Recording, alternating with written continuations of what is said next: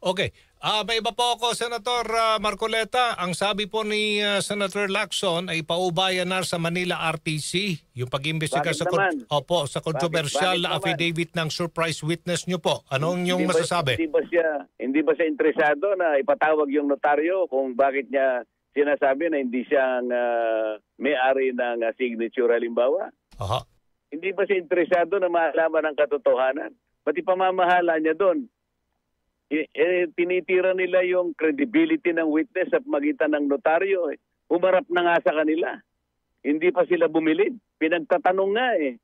Ang totoo niyan, kahit walang notaryo yun, pwede na yun eh. So, ngayon, para lang magkaroon ng butas, para lang pasamain yung credibility ng tao, ayun, pati notaryo, tawagin mo yung nagnotaryo para malaman natin kung bakit niya dinideny yun. Ang totoo niyan, halos lahat ng nagnunotaryo rito, hindi naman sila yung pumipirma talaga eh. Yung mga staff nila, mga sekretarya nila eh.